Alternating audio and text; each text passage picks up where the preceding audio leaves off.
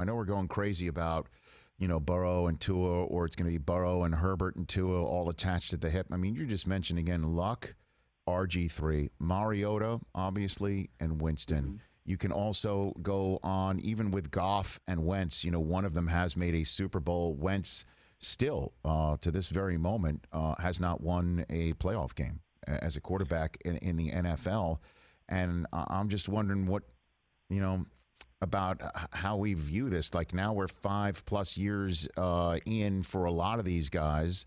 And seeing them on different teams, what this means at the top of a draft, choosing a quarterback, and how risky it really, really, really is, Bill. Yeah, it's super risky, but I think the reward is so valuable. I mean, we're seeing quarterbacks now get, typically top-end quarterbacks, we're looking at about $35 million a year, somewhere in the $30 to $35 million range, depending on where you are in your career. So the opportunity to get someone like a Carson Wentz for 4 years at $7 million a year, it's just so valuable. It lets you do so much else with your football team. And if you are in the opposite situation, if you're someone like the Seahawks with Russell Wilson, where he was so cheap and they were able to add so much talent to that roster, once he got expensive, it really made it more difficult for them to compete for a couple of years. They kind of had to, adjust to that new sort of economic paradigm. So, I just think that even if the hit rate is 50-50, maybe that's fair to say. I don't know. What do you think? What do you think the hit rate is for those first round? I don't know, Bill. I mean, it's just, the hit rate in terms at the top of the draft, right? I mean, you want to talk Mahomes where he was taken, Watson where he was taken, Lamar Jackson where he was taken, Jimmy G where he was taken. I mean, at the top of the draft, a top 5 drafted quarterback.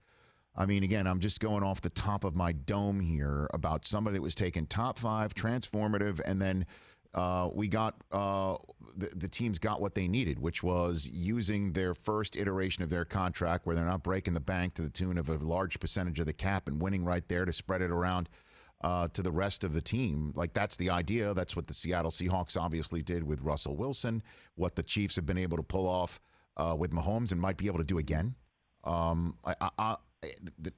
That's why I'm saying, like, maybe you sit back and wait and you find your guy later in the draft in the same way that you talk about running backs and wide receivers. Maybe we could start thinking about quarterbacks that way. I'm honestly, just like your article, just spitballing here, Bill.